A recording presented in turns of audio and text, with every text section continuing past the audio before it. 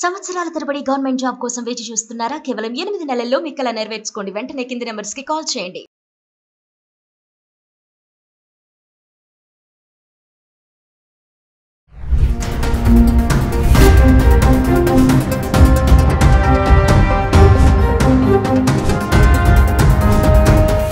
నమస్తే, welcome back to Suman TV. ప్రస్తుతం మనతో పాటు ఉన్నారు consumers affairs committee chairman Mandadi Krishna Reddy గారు. నమస్తే సార్. నమస్తే అమ్మా. సార్, ఇప్పుడు ఈ బెలూచిస్తాన్ ఆర్మీకి ఇండియన్ ఆర్మీకి ఫుల్ సపోర్ట్ అని చెప్తున్నారు. దీని గురించి ఒకసారి. బెలూచిస్తాన్ అనేది పాకిస్తాన్లో ఒక భాగం.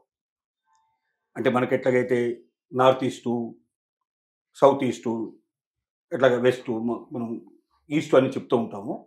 అదొక పార్ట్. అది ఇక్కడ ఏంటంటే పరిస్థితి, చదువుకున్న వాళ్ళ సంఖ్య చాలా తక్కువ. రెండోది, ఇక్కడ పంటలు కూడా చాలా గొప్పగా పండవు. ఇక్కడ ఖనిజ సంపద కొంచెం ఎక్కువగా ఉండే అవకాశాలు ఉన్నాయి. వీళ్ళని డెవలప్ చేయడానికి కూడా ఎక్కువగా, ఎందుకంటే ఇక్కడ వాటర్ సోర్సెస్ తక్కువ.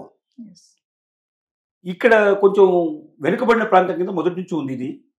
ప్రభుత్వాలు ఏం చేయాలంటే వెనుకబడిన ప్రాంతాలను గుర్తించి దాన్ని పైకి తీసుకురావడానికి రకరకాల ప్రయత్నాలు చేస్తూ దానికి ఎక్స్ట్రా అమౌంట్ కేటాయించి, ఎక్స్ట్రా ఎఫర్ట్స్ కేటాయించి ఏ పద్ధతిలో అయితే డెవలప్ అవుతుందని చెప్పి ఆలోచన చేయాల్సి ఉంది. కానీ పాకిస్తాను కొంతకాలం దానికోసం కొంచెం ప్రయత్నం చేసినా తర్వాత దాన్ని పట్టించుకోవడం పనిచేసింది, నెగ్లెక్ట్ చేసేసింది. కాదు, అది ఎలాగో డెవలప్ కాదు అనేటువంటి ఒక దశకు వచ్చేసింది.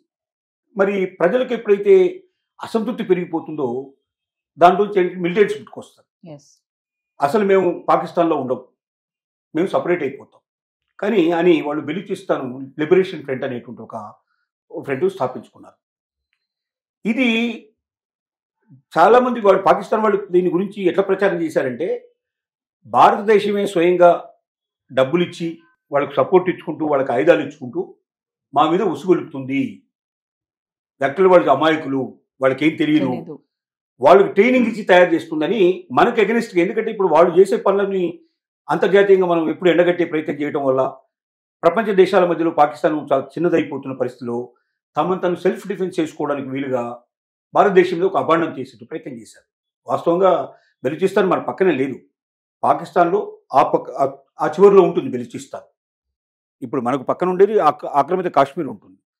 దీని తర్వాత మనకు వాళ్ళ దేశ రాజధాని మనకు దగ్గరగా వస్తాయి. కానీ బెలూచిస్తాన్ మనకు దూరంలో ఉంటుంది. బెలూచిస్తాన్కి వెళ్ళాలంటే మనం చుట్టూ తిరిగి వెళ్ళాల్సిన పరిస్థితి.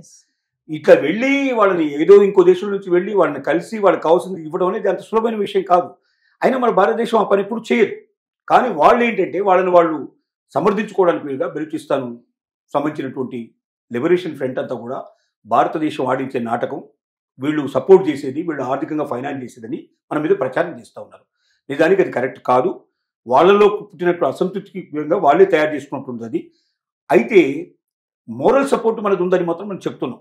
ఎందుకంటే పాకిస్తాన్ మీద మన కోపం ఉంది కాబట్టి, పాకిస్తాన్ మనతో ఎప్పుడు కూడా గొడవలు పెట్టుకుంటుంది కాబట్టి, మనల్ని ఎప్పుడు అబాస్పాలు చేసే ప్రయత్నం చేస్తుంది, మన ప్రాణాలు తీసే ప్రయత్నం చేస్తుంది కాబట్టి మనం డెఫినెట్గా మన శత్రువు అయిన వాడు మనకు మిత్రుడు అవుతాడు. ఆ రకంగా మనం మిత్రుతో మనం వెలుగుచ్చాం, మనం సౌహార్దతో మనం చూపించాం తప్ప డైరెక్ట్గా మనం ఏం చేసింది లేదు. ఇప్పుడు వాళ్ళు ఏంటంటే బాగా బలం పుంజుకున్నారు. వాళ్ళు కూడా బాంబులు తయారు చేస్తున్నారు, వాళ్ళు కూడా మిజైల్స్ తెచ్చుకుంటున్నారు, బయట దేశాల నుంచి తెచ్చుకుంటున్నారు. వాళ్ళు కొంత వాళ్ళకి సాయం చేసేటువంటి దేశాలు కూడా కొన్ని తయారైనవి. ఎందుకంటే పాకిస్తాన్ మీద ఉన్న కోపంతో ముఖ్యంగా ఆఫ్ఘనిస్తాన్ వాళ్ళు ఎక్కువ సాయం చేస్తున్నారు. వాళ్ళకి ఆఫ్ఘనిస్తాన్ ఆయుధాలు కూడా కొన్ని వాళ్ళకి ఇచ్చారు. నిన్న రాత్రి జరిగిన సంఘటనలో, అంటే సింధూర్ 2లో, ఆపరేషన్ సింధూర్ 2లో జరిగిన లోపలంటే ఒకవైపున మన భారతదేశం వాళ్ళ మీద అటాక్ చేయడం ప్రారంభించగానే వాళ్ళు దాన్ని అడ్వాంటేజ్ తీసుకొని అక్కడ వాళ్ళు క్వెట్టా అనే ఒక ప్రాంతం, అక్కడ ఒక పట్టణం ఉండేది, ఆ క్వెట్టా పట్టణాన్ని వాళ్ళు ఆక్రమించేసుకున్నారు. అంటే ఇప్పుడు అది మిలిటరీ స్టేట్లోకి వెళ్ళి పాకిస్తాన్ ఆర్మీని తరిమేశారు. అక్కడ నుంచి పాకిస్తాన్ గవర్నమెంట్ అక్కడ తరిగేశారు. ఇప్పుడు క్వెట్టా అనేది బెలూచిస్తాన్ లిబరేషన్ ఫ్రంట్ యొక్క ఆధీనంలో ఉంది. ఇక పోతున్న కొద్దీ బహుశా పాకిస్తాన్ను బాగా తగ్గించాలంటే, పాకిస్తాన్ మీద ప్రతీకారం తీర్చుకోవాలంటే మనం బెలూచిస్తాన్ లిబరేషన్ ఫ్రంట్కి ఇంకా సహాయం చేయాల్సిన అవసరం ఉంటుంది. అవసరమైతే ఆయుధ సంపత్తి పంపించాల్సిన అవసరం ఉంటుంది. అవసరమైతే అటు నుంచి మనం ప్రవేశించి వాడితో కలిసి మనం ముందుకు రావాల్సిన పరిస్థితి కూడా ఉంటుంది. శత్రువులోకి తీసుకోవడానికి ఎన్ని మార్గాలు అన్ని మార్గాలు మనం పోవడానికి ప్రయత్నం చేస్తాం. ఇప్పటిదాకా మాత్రం మనం ఏ రకంగా కూడా వాళ్ళ సహాయ సహకరించాలి, మోరల్ సపోర్ట్ తప్ప మనం ఏం ఇవ్వలేదు. ఇది జరిగినటువంటి విషయం. ఇప్పుడు క్వెట్టా వాళ్ళ అధీనంలో ఉంది. ఇంకా ఈ 2-3 రోజులు వరుసగా యుద్ధం జరిగితే తొందరలోనే బెలూచిస్తాన్ లిబరేషన్ ఫ్రంట్ కిందకి బెలూచిస్తాన్ వెళ్ళిపోయే అవకాశాలు ఉన్నాయి.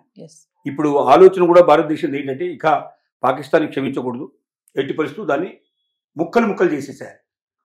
ఇటు పంజాబ్ వేరే ముక్క అయిపోతుంది, అటు బెలూచిస్తాన్ ఒక ముక్క వేరైపోతుంది, ఇటు ఆల్రెడీ మనకు పాక్ ఆక్రమిత కాశ్మీర్ ఎట్లా ఉందో తీసుకొచ్చి మన కాశ్మీర్లో కలిపేసుకుంటాము.